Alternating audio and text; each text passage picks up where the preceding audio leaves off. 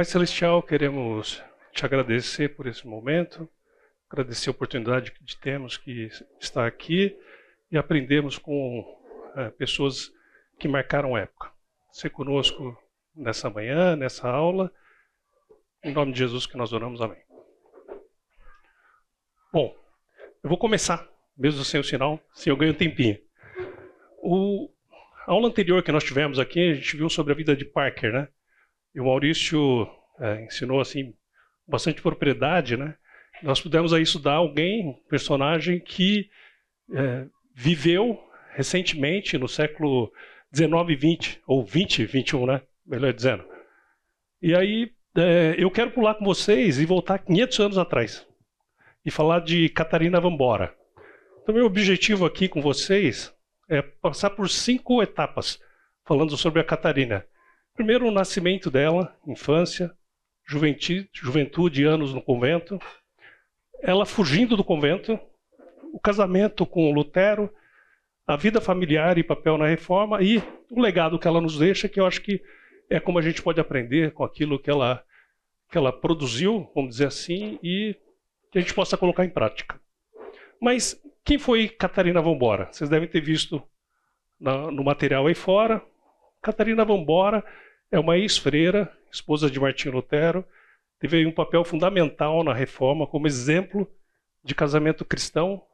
Ela gerenciava toda a casa, hospedava alunos, colaborava com Lutero em suas cartas e prática cristã. Isso com coragem, fé e nos deixa um legado. Mas vou entrar um pouquinho aí, num pouquinho dos aspectos da vida dela. E eu diria assim que, diferente do que o Maurício trouxe, eu vou tentar trazer um apanhado geral, até porque eu diria que Catarina Vambora, ela age muito mais nos bastidores do que propriamente no dia a dia. Mas ela nasce em 29 de janeiro de 1499, ou seja, 500 anos antes de Parker, em Zunsdorf e na região da Saxônia. Ela é filha de Catarina von Haubitz e Hans Vambora. E uma característica dessa família é que eles eram nobres que se empobreceram. Ela tinha 3 irmãos, a mãe falece nesse período e o pai casa novamente aí em 1505. Então,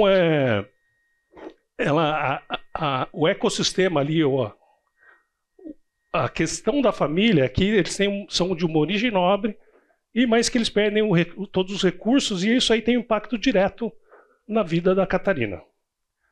Agora eu trouxe essa figura, essa imagem, que eu me lembro quando meus filhos eram pequenos, né, alguns anos atrás, e o meu filho mais velho, Bruno, começou a frequentar a escola, isso por volta de 2, 3 anos. E o meu mais novo, antes até de 2 anos, ele via o Bruno entrando na escola, e ele queria ir junto. Queria entrar junto já para ir para a escola desde aquela época. Mas isso não é uma coisa normal. Me lembro aí de um irmão nosso comentando do filho, né, que ele foi levar na escola nos primeiros dias e havia resistência do filho de ficar na escola.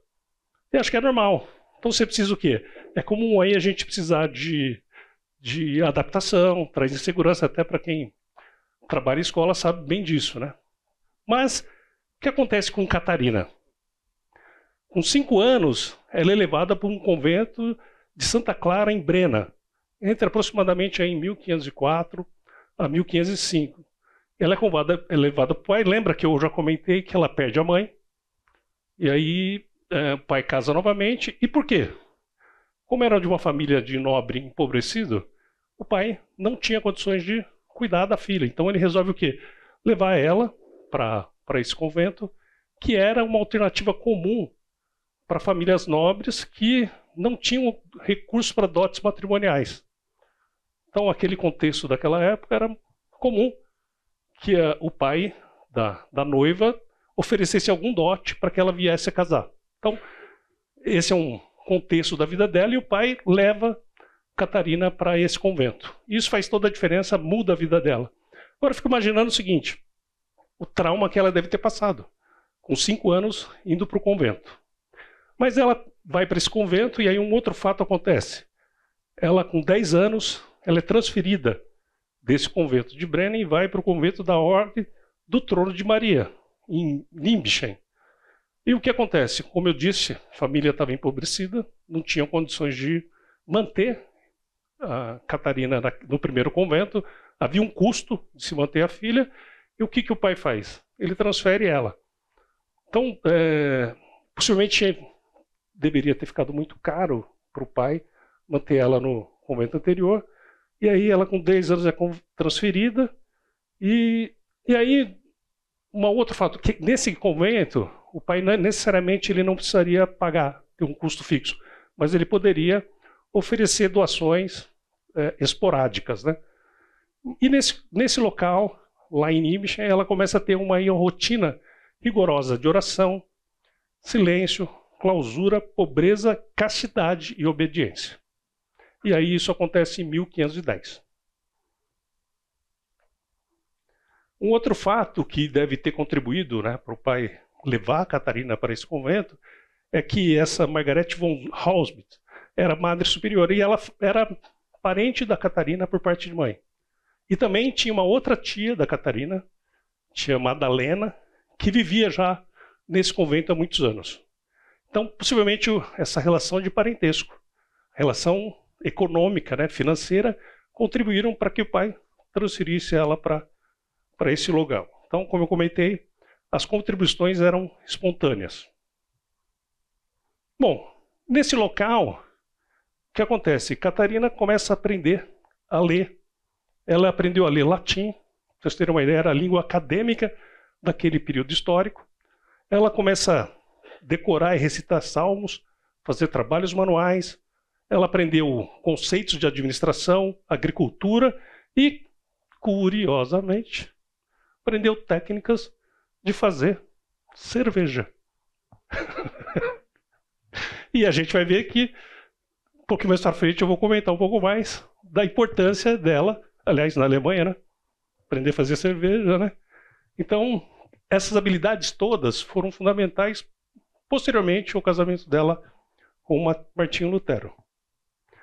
A gente poderia dizer o seguinte, que nesse microambiente, Catarina consegue aprender a ver e aprender a gerir, não na prática, mas um grande lar com uma economia própria.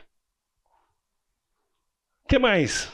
Ela acompanhava doentes, usava ervas medicinais, e aí esse é, vamos dizer assim, o contexto histórico do início da vida da Catarina. Em 1514, ela decide entrar para o noviciado. O que é o noviciado? É uma fase predecessora, para que ela pudesse ser freira. E em 1515, ela faz os votos para ser freira, que é o quê? Voto de castidade, pobreza e obediência. Isso acontece lá em 8 de outubro aí de 1515. Então, nesse período aí, nesse convento, moravam cerca de 44 freiras. Ela viveu aproximadamente de 13 a 14 anos lá em Nimbischen. E todo o período histórico paralelo, em 1517, o que acontece? Lutero publica as 95 teses. Então, acontece o quê? Um despertar da Catarina para a reforma. As ideias começam a se espalhar, chega aos conventos, possivelmente num outro convento, que o superior do convento era um parente de Catarina, ele começa a ficar interessado nos conventos, e aí ele traz todo esse conceito para as madres superioras, que acabam chegando no convento. Então, na reforma, o que acontece? Lutero critica essa vida monástica no mosteiro ou convento, afirmando que ela não era bíblica. E Catarina, por consequente, começa também a questionar ela e outras freiras. Uma pergunta até aí? Fuga do convento. Em 1523, aí as freiras, inspiradas pelas ideias de Martinho Lutero, então 12 freiras fogem do convento Isso acontece na madrugada aí de 4 a 5 de abril, que eram os sábados de Aleluia para o domingo de Páscoa, e o destino delas era para Grima.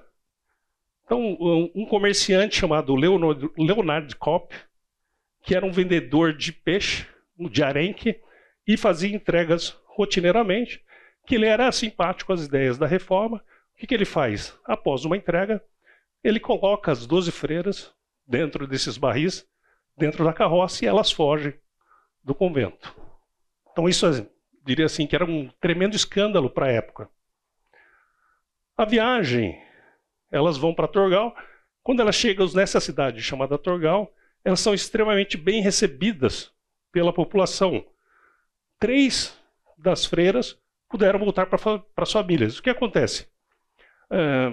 Uma vez que perante, né, o catolicismo, as freiras tomaram essa decisão, assumir esse compromisso, voltar atrás era extremamente complicado. Então as famílias não queriam recebê-las de volta. E outro ponto fundamental, como eu já comentei, as freiras, as famílias, uma vez que elas tinham que casar, elas deveriam também oferecer dotes. Então elas ficaram assim, num momento muito complicado. Em três famílias que eram na época bastante favoráveis, né, às ideias da reforma, aceitam as freiras de volta. E 9 delas não são recebidas. Então, e aí o que acontece? Elas migram para Wittenberg, que lá, chegando nessa cidade, 9 delas são recebidas pelos reformadores, e junto deles, Martinho Lutero e Filipe Melanchthon. Então, o que eles procuram fazer nesse momento? Você tem 9 freiras, procuram famílias que pudessem acolher essas freiras, até porque elas estavam ali, entre aspas, libertas de um cativeiro, né, de ideias do catolicismo. Bom, várias delas se casam, ou quase todas, exceto Catarina Mambora. E lá em Wittenberg, então, Catarina, então, já aí com 24 anos, ela vai morar com a família de Philipp Reichenbach. E depois ela vai morar com Bárbara Cranach e Lucas Cranach. Interessante Lucas era um pintor, famoso pintor da época e farmacêutico. E essa gravura que vocês estão vendo foi exatamente a Lucas retratando Catarina Mambora na época. Então eu diria que é uma relíquia, né? Porque pelos registros que a gente tem. Um fato interessante é que Catarina ele aprende bastante com essas famílias, né?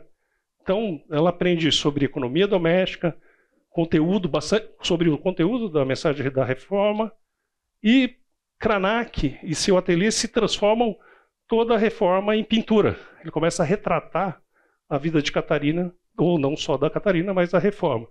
E um outro fato interessante é que Catarina ela se torna grande amiga de Bárbara Cranach.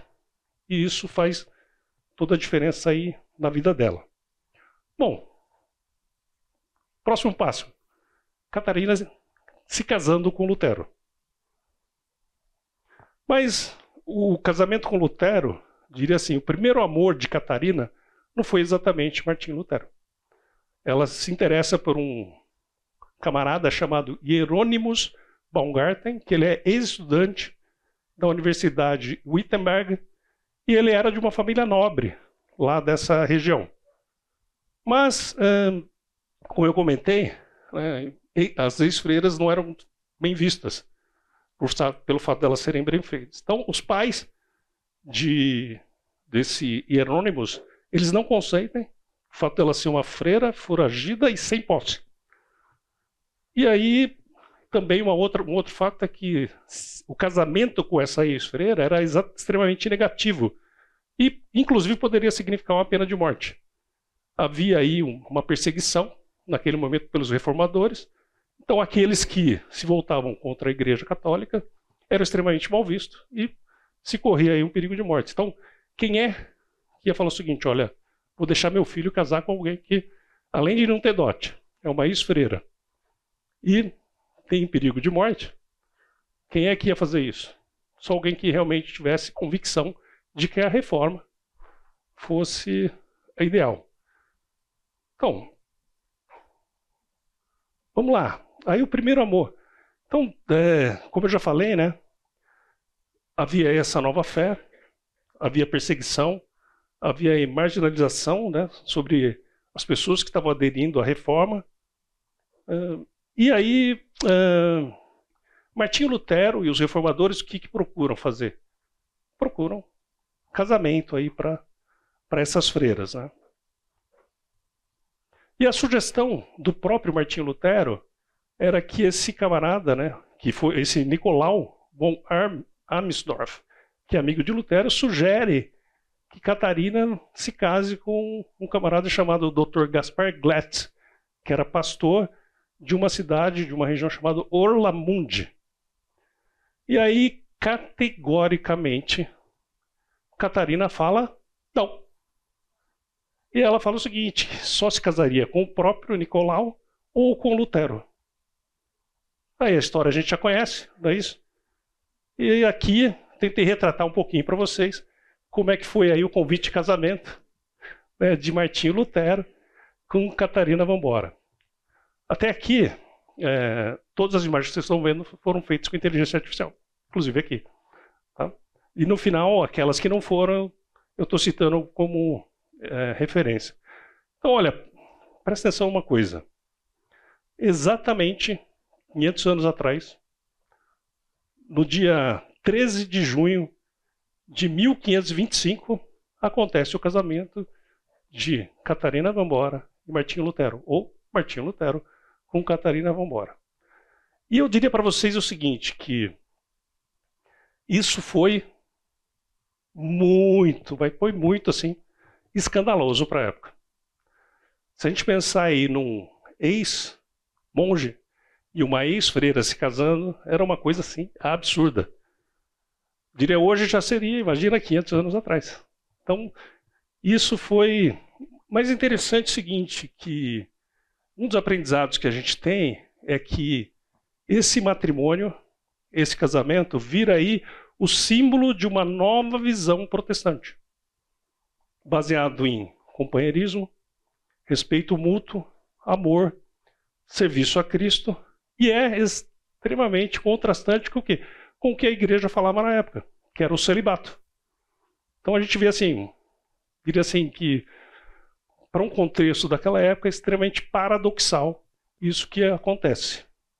A cerimônia foi uma cerimônia simples e algum tempo depois eles acabam tendo aí uma cerimônia mais formal, maior, que foi para confirmar aquele casamento com poucos convidados, mas depois acontece toda uma cerimônia com mais pessoas lá daquela região. Bom, isso acaba impactando não só a vida da própria Catarina, mas também como a vida da Reforma. Esse aqui é o Mosteiro Negro, onde acontece o casamento, e eles viveram muitos anos. Aí tem toda uma história, a gente não vai ter tempo aqui para se debruçar, né, em cima de toda essa história, mas é uma foto que eu tirei da internet, da Wikipedia, real, esse não foi criado. Mas nós percebemos que na vida da Catarina, né, e na vida do Lutero acontece aí uma transformação. Porque quando a gente começa a pensar que o casamento ele acontece por razões, diria assim, sensatas, de a única freira que não estaria se casando, mas ele vai num crescente de uma relação afetuosa. E eu destaquei aqui, um detalhe até hoje nós temos aí referências de várias cartas que Lutero escreveu para Catarina. No entanto, da Catarina para Lutero, a gente tem aí talvez a referência de uma única carta.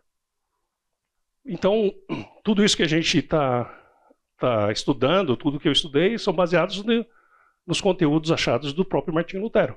E aí eu trouxe alguns trechos dessas cartas do Martinho Lutero, e olha que interessante, né? Como é que ele tratava Catarina. Então, a meu amável e querido Senhor, Catarina Lutera, doutora, pregadora de Wittenberg, que era o castelo, né, onde eles moravam. Minha querida dona da casa, E foi proposital. Muita. Mas a gente vai ver o seguinte, a importância da Catarina não só na vida dele, mas também na reforma. A gente vai perceber, inclusive nesses relatos que ele faz. Acho que eu queria falar mais coisa. Mas ele vai e fala, minha querida dona da casa, minha querida Kat, Senhor, a mais rica mulher de Zunsdorf, simpática, pregadora, fazedora de cerveja. Quem gosta de? Você gosta, né? Jardineira e tudo mais o que ela pode ser. Juíza no mercado de porcos. O que é essa expressão? Ela ia negociar animais no mercado, que era uma prerrogativa na época só de homens. A profunda, estudada e conhecedora. A santa, cuidadosa mulher. Então, essas foram aí as formas de tratamento carinhoso, vamos dizer assim, do Lutero, né, para com a Catarina, de como é que ele passou a enxergar. Então, de alguém que ele não conhecia, mas que ele tomou a decisão de casar, então ele desenvolve, ambos, né, desenvolve aí um profundo afeto um pelo outro, e ela foi extremamente fundamental no trabalho de Martinho Lutero. Bom, e o mosteiro? O mosteiro vira aí uma hospedaria para refugiados, um hospital, um pensionato, e o que vocês imaginarem acontecia ali. Então, o antigo mosteiro agostiniano de Wittenberg foi um presente do príncipe Frederico, que era conhecido como o Sábio. Então ele é convertido em casa, centro das atividades familiares e intelectuais, e a Catarina gerenciava finanças, cultivava, criava animais, administrava a produção de cerveja, como eu já disse, importante, cuidava da saúde do marido e abrigava estudantes, amigos, refugiados e órfãos. Em dados momentos, esse convento, né, esse castelo chegou a ter aí pelo menos 25 pessoas embaixo do teto. E o marido, né, Lutero, ele sofria de vários males, a gente já conhece isso na história, né? E ela foi assim, extremamente cuidadosa e fundamental para amparar e para cuidar de Martinho Lutero, para que hoje a gente pudesse ter acesso aí ao conteúdo da reforma. Perguntas? Comentários? Fica à vontade. Fernando Leite, pensei que ele ia falar do tabuleiro de xadrez. Né? Porque o que ele foi, a vida dela, como foi sendo direcionada, né? Até no caso que você mencionou antes, os conhecimentos dela com as ervas medicinais, com certeza isso também ajudou o Lutero. Sim. Né? E aí eu estava, você lendo ali os elogios de Lutero, né?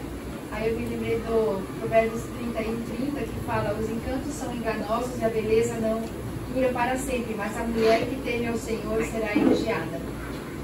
Você sabe que quando eu estava preparando e lendo sobre a vida dela, o trecho bíblico que me veio à mente foi exatamente esse. Não, a partir do versículo 10, né? Até o final, a gente vê o quê? O trecho da mulher virtuosa. E eu diria o seguinte, fazendo um paralelo assim, de tudo que eu vi, extremamente as características que a gente vê naquele trecho de Provérbios 31,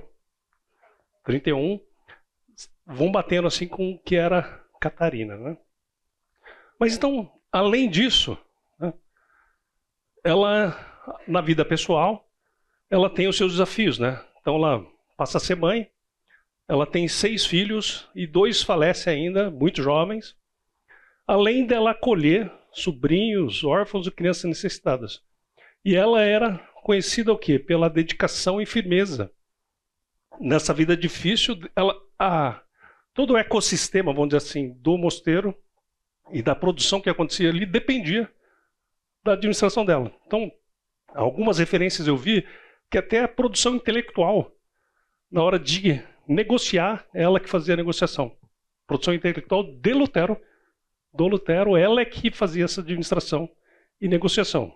Então, ela assim, foi fundamental o quê? Para que Lutero e toda a casa tivesse estabilidade e ele se dedicasse àquilo que ele fazia muito bem, que é a produção intelectual e a liderança da reforma. Bom, legado. O que a gente aprende, o que fica para a gente, né, nessa conclusão. Como eu falei, né, como é que lê essa palavra aí? Hausfrau. Né? A ideia que eu vi é o seguinte, que mais do que uma dona de casa, essa palavra traz o sentido de que ela era uma exímia administradora, alguém que tinha uma visão assim holística, total, e precisava para poder gerir todo aquele, vamos dizer assim, empreendimento, né? Então, com filhos, filhas, estudantes, visitas, foragidos, o mosteiro passou a ser o quê? Um empreendimento familiar e social. E Hausfrau, como a pronúncia aqui da nossa professora de alemão, né, significa o quê? Uma administradora de todo aquele empreendimento. Além disso, ela apoiava Lutero nos problemas psicológicos que ele tinha, depressão, saúde mental, emocional, físicos. Ela garantia que Lutero tivesse a alimentação adequada e até lia a palavra.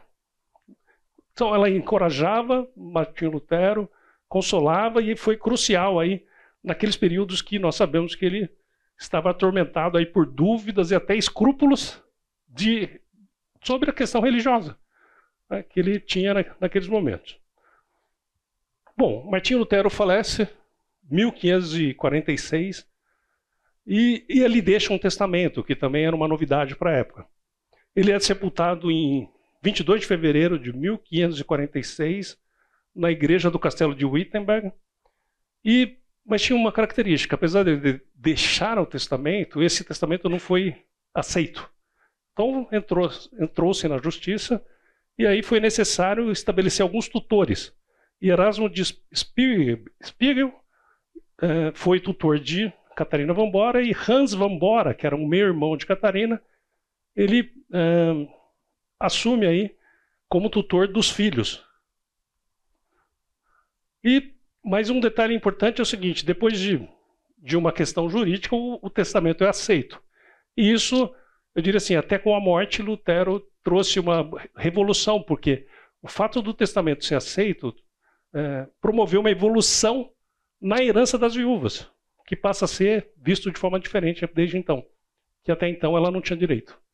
Então, até vamos dizer assim, com a morte, né, Lutero conseguiu aí trazer uma transformação não só religiosa, né, espiritual, mas também aí social.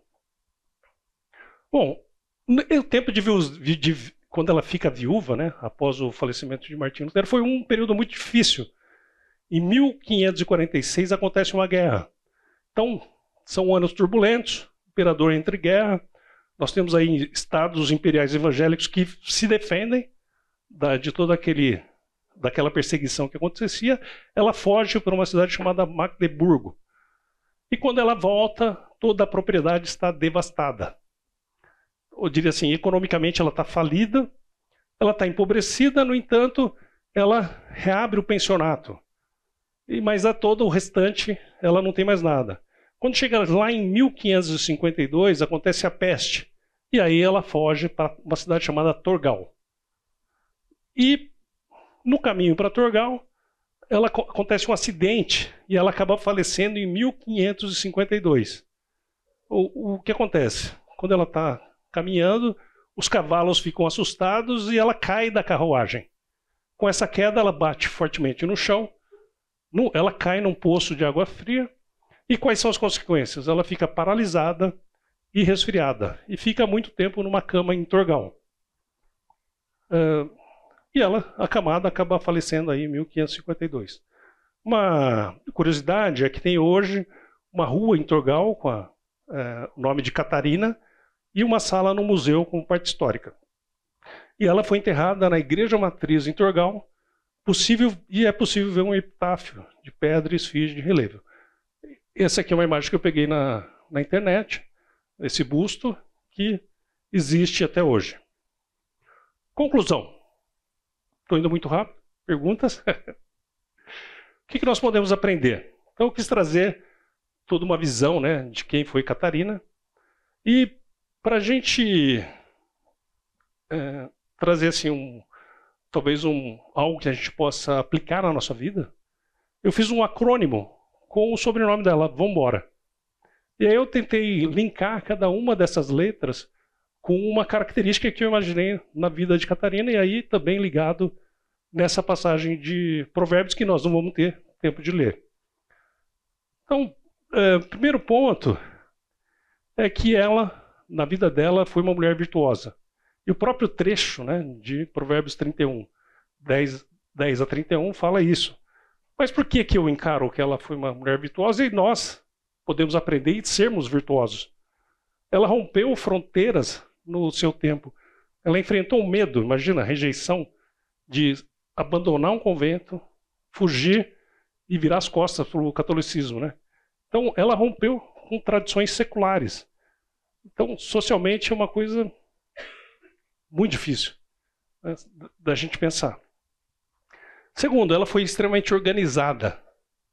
Ela administrou tudo aquilo que ela tinha em mãos, o mosteiro, ela lidou com pessoas, família, finanças, produção, educação, hospitalidade e produziu cerveja. Ela é alguém nobre, veio de uma família nobre, empobrecida, mas possivelmente essa educação que a família tinha, essa orientação pode ter afetado a vida dela. Então, ela se destaca aí no meio de uma sociedade com forte base do catolicismo. A sua origem, postura, ética e honrada aí diante da vida, das escolhas que ela fez. Ela foi bíblica. Então, quando ela foge do convento, uma das coisas que mais ela levou em consideração é o seguinte: há salvação fora do convento. E a salvação é pela graça, que era o mote aí de Martinho Lutero. Então, isso é extremamente bíblico e ela aprende com isso. Então, ela reflete o quê? O seu compromisso com os princípios da reforma e a vivência prática da fé cristã. Ela foi inteligente, sagaz, influenciou Lutero e compreendia profundamente os desafios teológicos e sociais que eram novos à frente aí do seu tempo. Foi ousada, escolheu com quem casaria, administrou à frente da sua época, desafiou padrões e foi uma exímia gestora. Hoje é uma palavra que a gente vê que está na moda, né? Ela foi resiliente, fugiu do convento, se adaptou aos vários momentos da vida, enfrentou a viuvez, perdas financeiras e guerras com firmeza e dignidade. E eu diria que ela teve que tomar decisões importantes em momentos críticos. Na fuga do convento, quando ela fugiu durante a guerra, quando chegou a peste, são decisões que você não tem que... E quando se toma em crise, a pessoa, o camarada, o irmão, tem que ser extremamente resiliente para tomar essa decisão.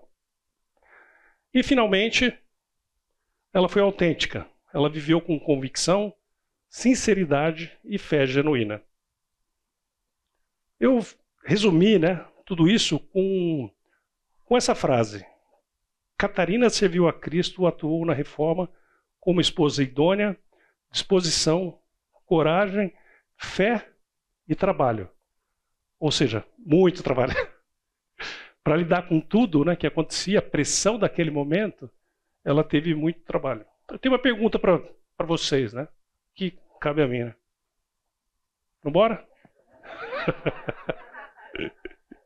Eu vou deixar esse material depois no PDF, ele vai estar à disposição, que tem todas as referências, né? Falei que as imagens, exceto as que eu citei como referência, foram geradas com inteligência artificial, e também me baseei nesses dois livros como para poder montar toda essa aula. Eu diria que eu fui propagandista de laboratório.